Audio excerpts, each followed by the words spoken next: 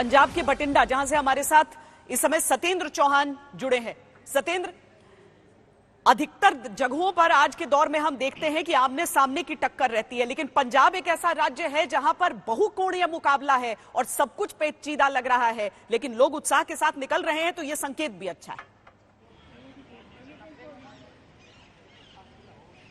जी देखिए, जहां सुबह की बात करें, सुबह तक पंजाब काफी पिछड़ रहा था और सुबह जब तुलना हो रही थी तो पंजाब में पहले घंटे में 4% मतदान हुआ था और यूपी में 8 उससे ज्यादा मतदान हुआ था। लेकिन जैसे जैसे समय बदला, धीरे धीरे देखिए, जहां पर भी मैं कैमरा दिखा रहा हूं, लोगों की कतारें आपको दिख रही हैं और अभी भी ये बठिंडा का रूरल इलाका है और आप देखिए अभी भी जो मतदान करने वाले लोग हैं वो बड़ी तादाद में लोग घरों से निकल कर आ रहे हैं और ऐसा लग रहा है कि जिस तरीके से मतदाताओं में जोश है कि ये पिछला रिकॉर्ड तोड़ सकता है।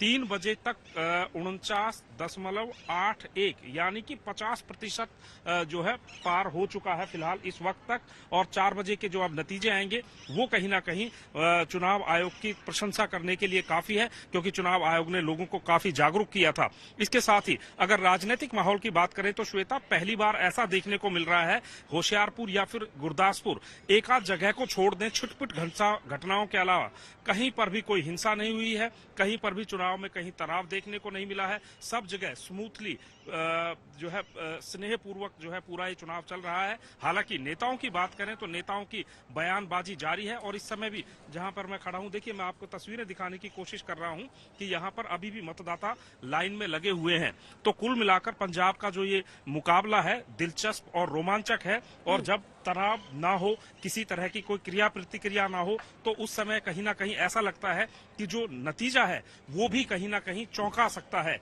क्योंकि मुकाबला जो है 1-2 पार्टियों में नहीं, 3 पार्टियों में नहीं, 4 पार्टियों में नहीं, 5 जगह पर अलग अलग तरीके से मुकाबला हो रहा है। और जो सबसे बड़ी तादाद में पंजाब को कहा जाता है कि किसानों से भरा हुआ प्रदेश है, तो वहां पर किसान खुद से अपना संगठन बनाकर चुनाव लड़ रहे हैं। तो यहाँ पर अब जो नतीजा होगा उस पर सबकी निगाहें लगी रहेंगी और वो नतीजा किस तरफ जाता है। हालांकि दावे और वादे की बात करें तो हर नेता दावा कर रहा है कि जीत उनकी होगी, लेकिन के हिसाब से बता रहा है कि संजय जी, जब एक ऐसा स्टेट होता है जहां पर इतना बहुकोणीय कॉन्टेस्ट होता है और खासकर पंजाब जैसा स्टेट जहां पर भावनात्मक तौर पर बड़ा वोलेटाइल स्टेट है, आज से 5 साल पहले जब वहां पर ग्राउंड रिपोर्टिंग में कर रही थी तो जो लोग बोलते थे और आज की तारीख में जब जाती हूं तो वो बहुत कुछ बदल जाता है और बहुत तेजी से बदलता है।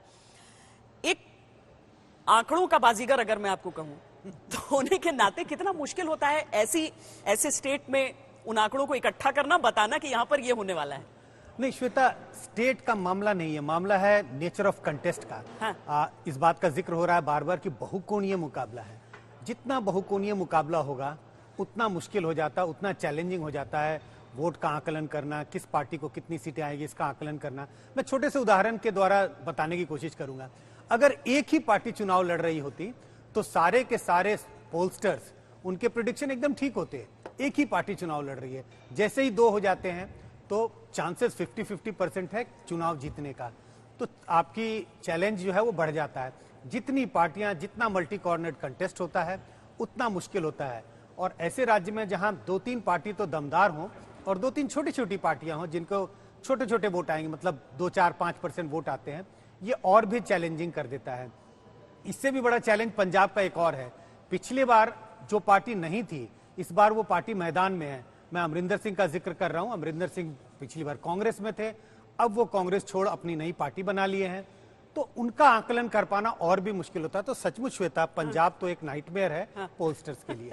लेकिन विनोद जी, जो न केवल ये आकलन बल्कि वो नई पार्टी जब संजय जी ने कहा तो मुझे लगा कि शायद किसानों की पार्टी भी बोलेंगे, क्योंकि किसानों की नाराजगी जो है उसको सब टैप करने की कोशिश कर रहे थे, पर उनकी तो अपनी पार्टी बन गई।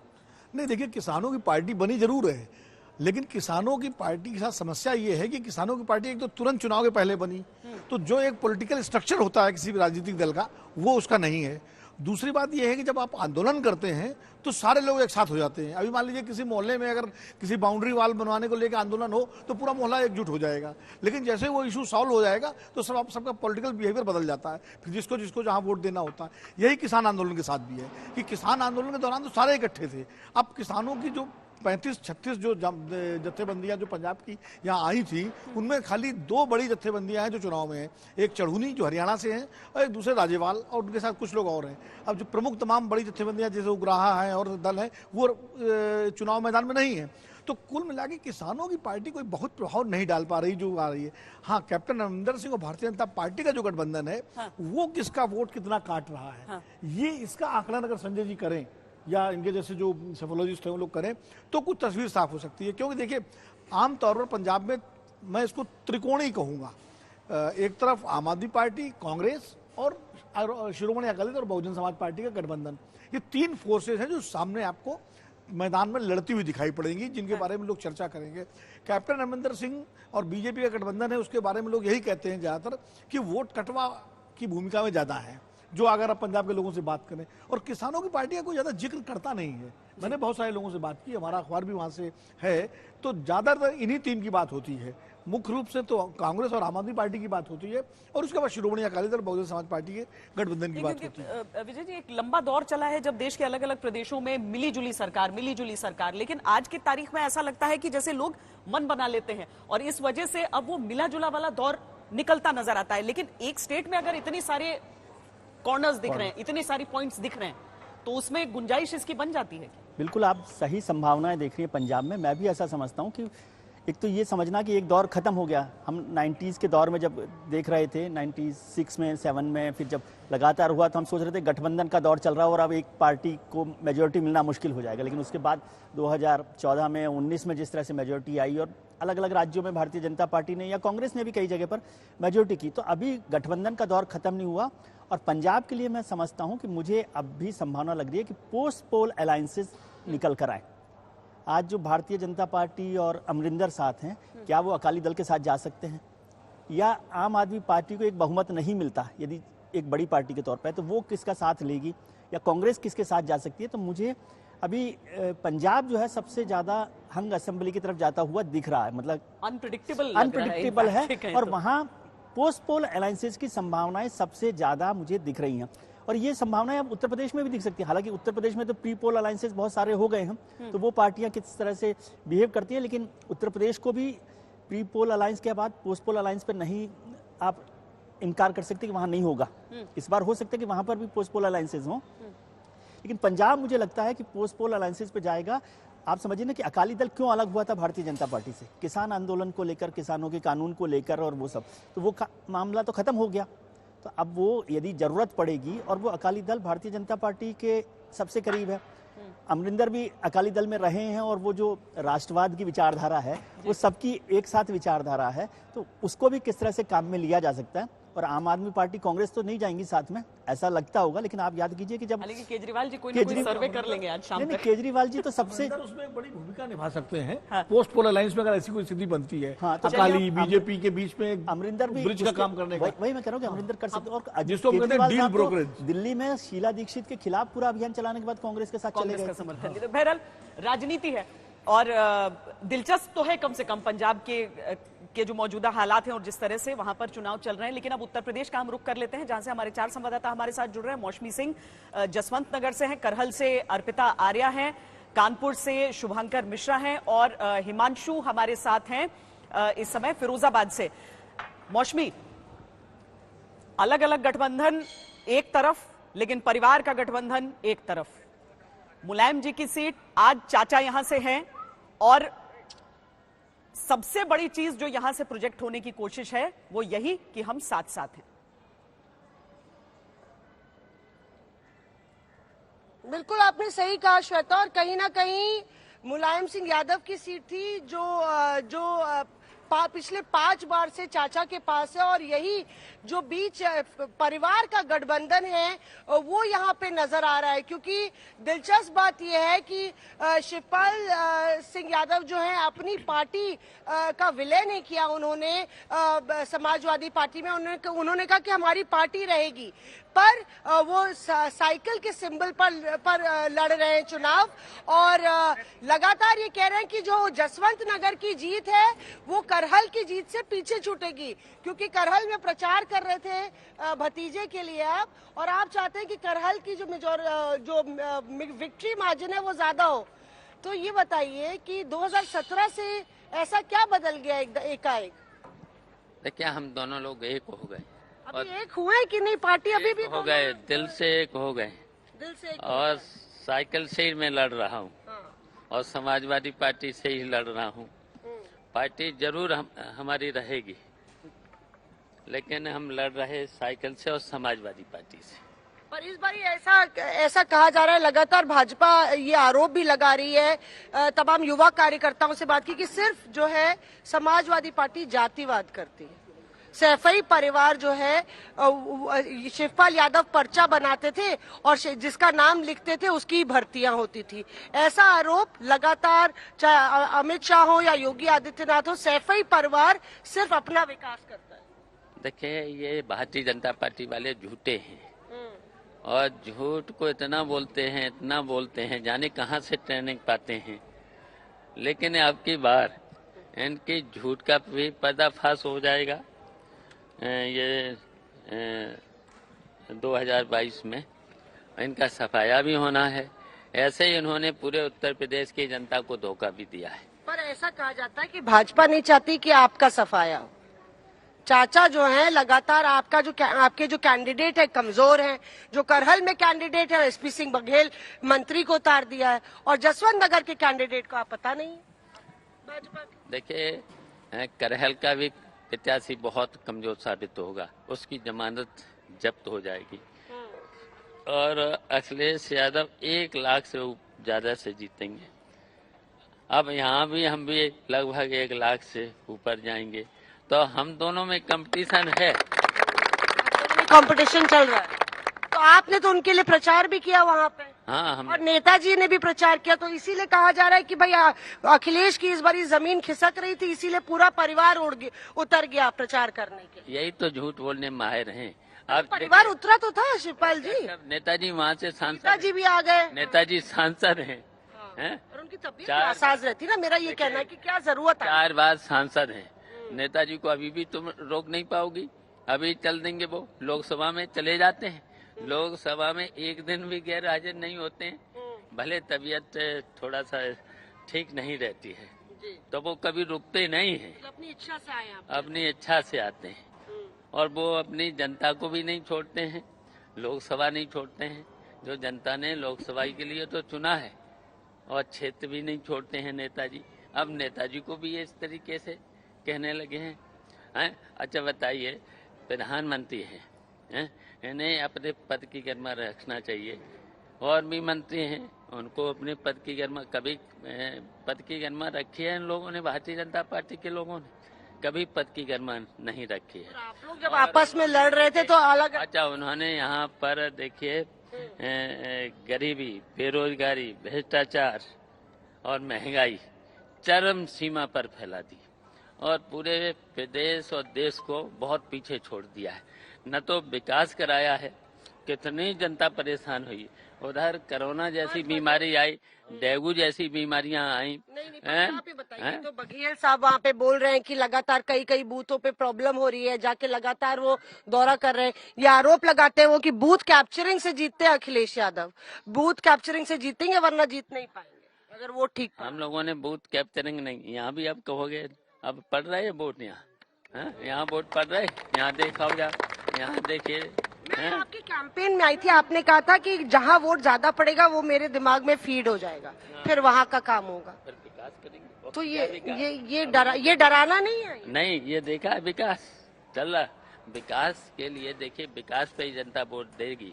हैं उनकी जो देखिए, जो वोट नहीं देगा उसका विकास नहीं करेंगे। बिल्कुल। अच्छा, मैंने तो हर जगह का किया, इतना तो उनको कहना पड़ेगा तुम्हारा विकास अगर करेंगे। एक सवाल आप पूछ पाए, प्रधानमंत्री ने अभी हरदोई में जो रैली की, सरकार बनाएंगे, उसमें प्रधानमंत्री ने हरदोई में रैली की, उसमें उन्होंने कहा कि जब बम धमाके होते थे उसके लिए साइकिल को ही क्यों चुना जाता था। कोई सीधे तौर पर कोई आरोप नहीं है, लेकिन उन्होंने आतंकवाद के साथ जोड़ा है उस रैली में। श्वेता, आप सीधे सवाल खुद ही कर लीजिए, आपको स्पीकर पे डाल रहे हैं। श्वेता आपसे सवाल कर रही है स्टूडियो से। श्वेता बताइए। जी, प्रधानमंत्री अभी हरदोई में बोल रहे थे, संवाददाता वहां पर जो वोटर हैं उन्हें संबोधित कर रहे थे, और उसमें उन्होंने कहा कि आखिर जो बम धमाके हुए उसमें साइकिल का ही इस्तेमाल क्यों किया जाता था, तो वो अप्रत्यक्ष एक आरोप लगा रहे हैं। बम धमाकों में साइकिल का इस्तेमाल होता था, प्रधानमंत्री ने रैली में कहा है। श्वेता पूछ रही है आपसे, क्या कभी ऐसा नहीं। देखिए, मैंने कहा कि ये पद की गर्मा गिरा रही। प्रधानमंत्री, अगर देश का प्रधानमंत्री झूठ बोले हैं तो वो तो जुमलेबाज साबित ही हो गए। कितना जुमलेबाजी ये प्रधानमंत्री, इसीलिए तो सफाया इनका होना है, इनका सफाया होना है भारतीय जनता पार्टी के लोगों का। क्या आपको लगता है साइकिल का सिंबल बदलना चाहिए? इस तरह से जिस तरह से लगातार आरोप लगते हैं, तो साइकिल सिंबल बदलना चाहिए। प्रधानमंत्री कह रहे हैं ना कि साइकिल का इस्तेमाल होता है, तो तंज का असर है साइकिल। देखिए, जनता इनको ही बदल देगी जी। जनता फिर भारतीय जनता पार्टी को ही बदल देगी। हिमांशु, मैं आपके पास आना चाहूंगी, क्योंकि भारतीय जनता पार्टी, और जैसा कि जो मौसमी ने सवाल पूछा था वहां से उठाते हुए मैं पूछूंगी कि करहल से एक केंद्रीय मंत्री को उतार देना, भारतीय जनता पार्टी एक सीट जीतने का प्रयास करती है या फिर पूरे प्रदेश को एक संकेत देने का प्रयास कर रही है?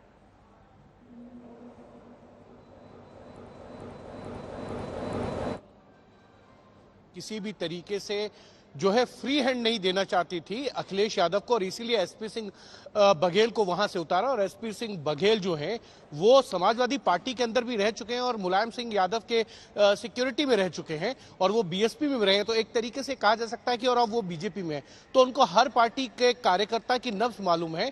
और फिरोजाबाद से वो चुनाव भी जीते हैं और अभी वर्तमान में आगरा से जो है वो सांसद हैं। तो एक तरीके से कहीं ना कहीं अखिलेश यादव को बांधकर ये मैसेज देना चाहते थे कि बीजेपी जो है किसी भी कीमत पर कहीं भी किसी भी विधानसभा सीट को हारना नहीं चाहती है, और इसीलिए अगर अखिलेश यादव ने करहल से जो है दम ठोका तो वहां एसपी सिंह बघेल को ले आए।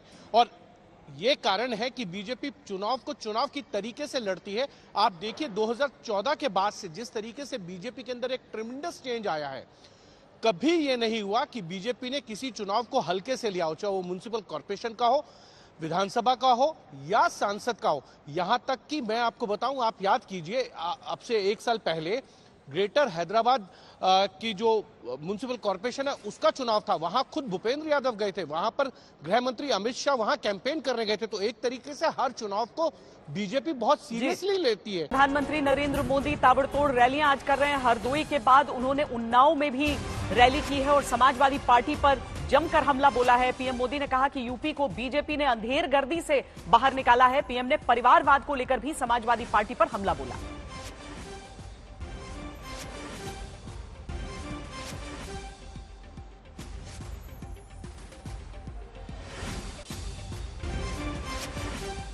और उन्नाव से पहले हरदोई की रैली में पीएम ने पुराने आतंकी घटनाओं का जिक्र करते हुए कहा था कि पहले सीरियल धमाकों में साइकिल का इस्तेमाल होता था, इसका क्या मतलब समझा जाए। उन्होंने बोला इशारों में, लेकिन निशाना पूरी तरीके से साफ था।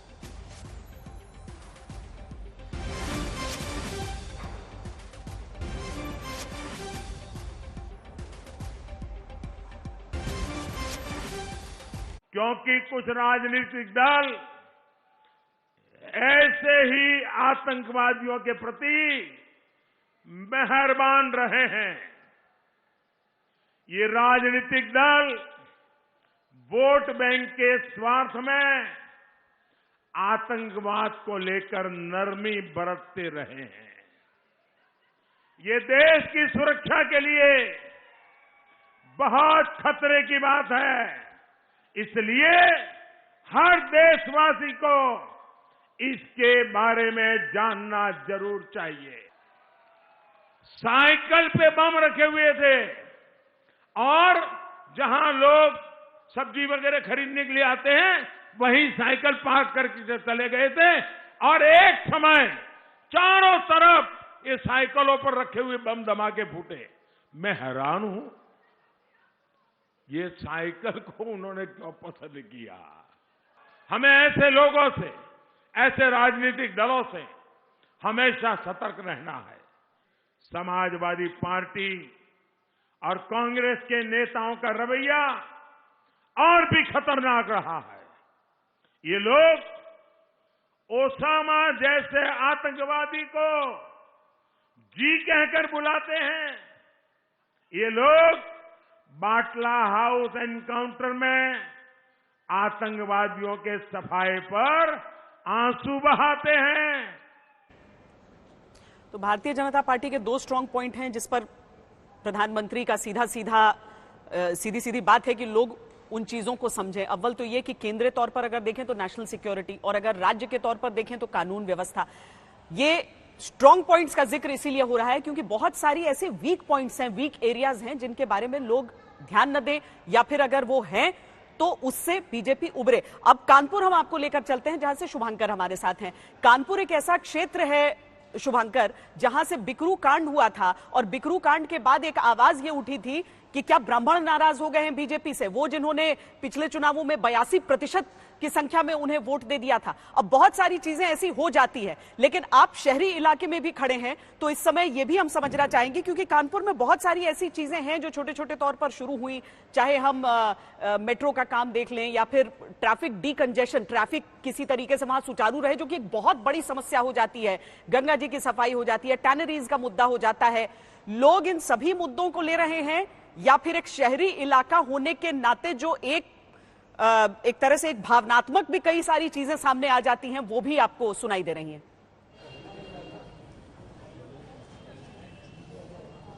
श्वेता, आपने strong point and weak point की बात की थी, मैं वहां से शुरुआत करता हूं। स्ट्रांग जज्बा यहां जो है कानपुर के लोग दिखा रहे हैं। यहां पर देखिए, ये जो मैम मेरे साथ हैं, इन्हें थोड़ी देर पहले जिलाधिकारी ने प्रशस्ति पत्र दिया है, और ये मैम मुझसे कह रही थी, मुझे लगता है आप भी शायद बहुत इंस्पायर होंगे इनसे, कि जोश होना चाहिए। मैम क्या कह रही थी आप? क्या कह रहे थे? जोश होना चाहिए कैसे? हम हम कहें कि बच्चों से कहें कि अम्मा नहीं चल पाओगे, हम कहें कि हम चलेंगे वोट डालने। हम गाड़ी में बैठ गए, गाड़ी में बैठ के आए, एक्सीडेंट, मेरा हड्डी टूट गई थी, कुल्ला का ऑपरेशन हुआ है भैया। देखिए श्वेता, लोग कहते हैं ना, एक घूंट पानी ना मिले तो मौत आती है, और एक वोट सरकार बदल जाती है। चाची कह रही घर वाले लाना नहीं चाह रहे थे, लेकिन हम फिर भी लेकर आए। सर भी ऐसे ही है। सर, आपकी स्थिति जो है वो सही नहीं थी, लेकिन क्या जज्बा था कि आप वोट देने आए, क्योंकि आप बहुत लोगों को इंस्पायर कर रहे हैं। जी, तो क्या मन में लेकर था जो वोट देने आप आए? हाँ, अपने जोश हमारे मन में था जी कि अपना सब वोट देना है, देश के हित में काम करवाना साथ है। देखिए श्वेता, ये वो लोग हैं जिनकी वजह से कानपुर में जो सेकेंड हाफ में वोटिंग बढ़ी है, और ये पूरे देश के लिए प्रेरणा भी है कि अगर इस स्थिति में ये यहाँ वोट देने आ सकते हैं तो आप भी अपने घर से निकलिए, आखिरी समय जो है उसमें आइए। और देखिए, कई लोग तालियां बजा रहे हैं यहाँ पर इनके लिए। थोड़ी देर पहले डीएम ने भी इनकी सराहना की, और अब सभी लोग इनके लिए यहाँ गैदर है, इनका सम्मान कर रहे हैं। ये प्रशस्ति पत्र तो डीएम ने दिया था, लेकिन ये तालियां जो हैं ये शायद इस सम्मान के हकदार है।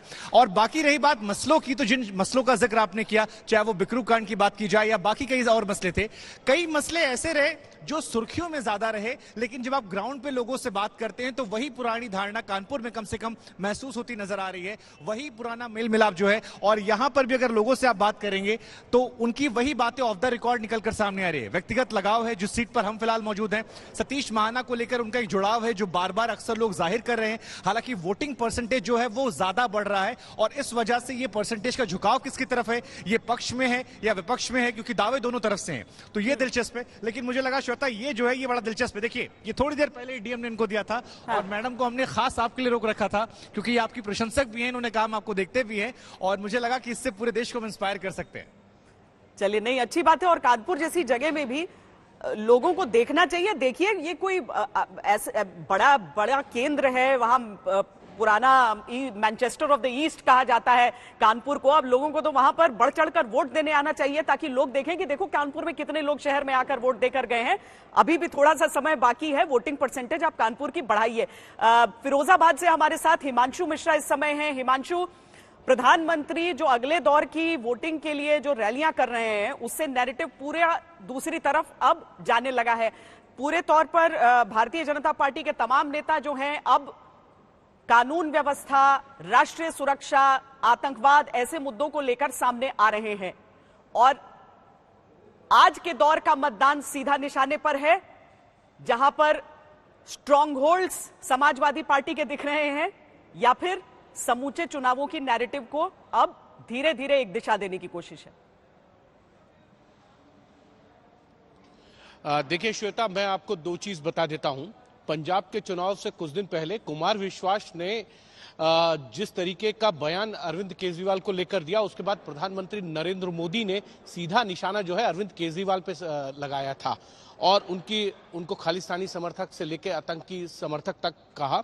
और उसके बाद जब आज पंजाब को लेकर पोलिंग हो रही है और उत्तर प्रदेश को लेकर चौथे चरण के लिए वो जब कैंपेन कर रहे हैं, तो आज आतंकी घटना के साथ जिस तरीके से अखिलेश यादव का एक फोटो जो है, पुराना फोटो है, वो वायरल हुआ है एक आतंकी के पिता के साथ, तो उसके बाद प्रधानमंत्री नरेंद्र मोदी ने ये भी कहा कि जब अहमदाबाद के अंदर ब्लास्ट हुए थे तो साइकिल को चुना गया था वहां पे ब्लास्ट करने के लिए, तो उनको सोचने में बड़ा लग रहा था। तो कहीं ना कहीं इशारा जो है सीधा सीधा अखिलेश यादव और समाजवादी पार्टी के ऊपर है कि देखिए आपके आतंकी तार जो है वो कहीं ना कहीं कुछ जुड़े हुए हैं, क्योंकि उन्हीं अहमदाबाद ब्लास्ट का जो दोषी है उसके पिता अखिलेश यादव के साथ मिले थे। इसकी फोटो को लेकर बीजेपी लगातार हमलावार है अखिलेश यादव को लेकर। तो कहीं ना कहीं नैरेटिव सेट करने की कोशिश है लॉ एंड ऑर्डर के साथ साथ जो है कि देखिए समाजवादी पार्टी के जो तार है वो एंटी नेशनलिस्ट लोगों के साथ भी हैं, जो देश के अंदर बॉम्ब ब्लास्ट तक कराते हैं। इस तरीके की चीजें जो हैं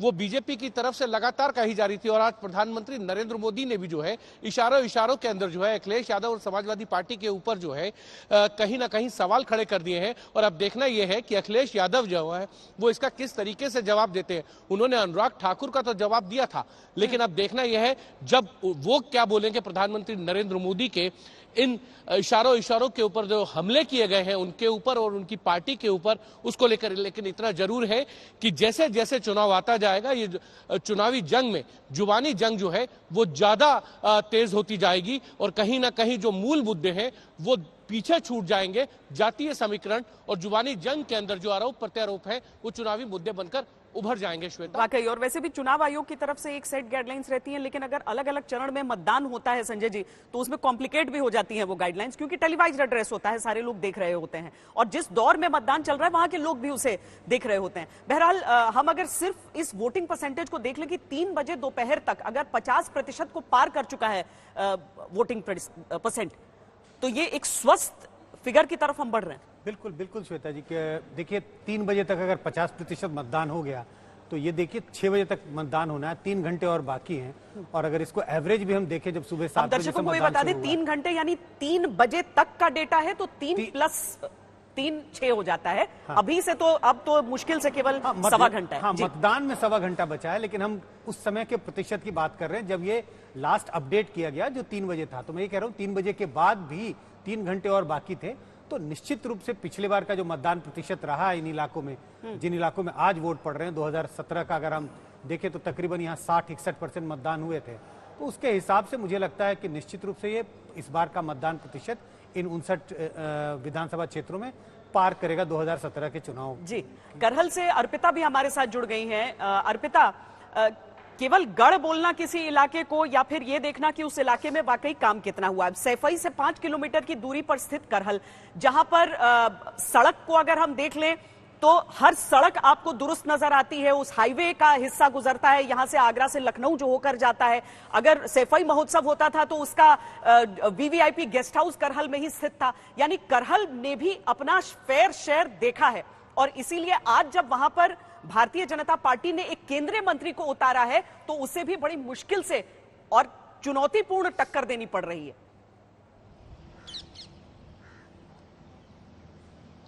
बिल्कुल, देखिए श्वेता, एक खास बात जो मैंने यहाँ पर देखी, यहाँ अगर आप लोगों से मुद्दे पूछने जाइए कि आपके पास मुद्दे क्या है या किस मुद्दे पर आप चुनाव करने जाएंगे, आप यूपी में अलग अलग जगहों पर जाइए, लोग मुद्दे बताएंगे। हो सकता है वहां बेरोजगारी का मुद्दा हो और वहां पर महंगाई का मुद्दा हो, लेकिन यहाँ आप मुद्दे भी पूछेंगे तो वो किसी पार्टी का नाम ले लेते हैं, वो नाम ले लेते हैं कि किसी नेता का। तो यहाँ मुद्दे भी, गढ़ जो आप कह रही हैं, तो गढ़ कितना प्रबल है वो इससे दिख जाता है। वहीं दूसरी तरफ जो आप जिक्र कर रही हैं सड़कों का, यहाँ जो स्थानीय लोग हैं जब उनसे बात कीजिए तो सबसे बड़ी बात यही कहते हैं कि गांव-गांव छोटे छोटे रास्ते भी सड़क से कनेक्ट हुए हैं। सड़क आपको वहां पर दिख जाएगी, इतना कि कम से कम आप अपनी गाड़ी भी लेकर वहां तक जा पाए। तो एक ये लोग विकास का जिक्र करते हैं। साथ ही साथ यहाँ पर बिजली की इश्यू के लिए लोग कहते रहते हैं कि बिजली यहाँ पर नहीं मिला करती थी और उस पर बहुत सुधार हुआ। तो एक छोटी सी जगह जिसको इन कारणों से, हालांकि बीजेपी अलग बातें कहती है कि यहाँ सिर्फ सफाई में नाच गाने हुए, विकास कुछ नहीं हुआ। करहल को लेकर भी कुछ ऐसी बातें कही जाती हैं, लेकिन जो कनेक्टिविटी की बात आप कर रही हैं वो एक बड़ी उपलब्धि के तौर पर उसको जाहिर तौर पर मैं ऐसा मानूंगी कि हाँ यहाँ है। आप कहीं भी गांव में अंदर भी जाएंगे तो आपको सड़कें दिखेंगी, यहाँ पर आपको बिजली, जिस तरीके से लोग कहते हैं कि बिजली है, यहाँ पर बिजली की कोई दिक्कत नहीं है। लेकिन ये सारे विकास की चीजें तो हुई हैं, लेकिन एक गढ़ सबसे मजबूत, गढ़ को तोड़ पाना, किस तरीके से बीजेपी उसको लेकर रणनीति रखती है, ये सबसे चैलेंजिंग बीजेपी के लिए भी है और बीजेपी ये बात समझ भी रही है और इसीलिए केंद्रीय मंत्री को यहाँ से लाया गया है। पूरी तैयारी के साथ मैदान में है और लोग पूरी तैयारी के साथ वोट डालने जा रहे हैं। बहुत कम समय बचा है। आपके क्षेत्र में अगर वोटिंग हो रही है तो जल्दी से जल्दी निकलिए और वोट डालकर आइए।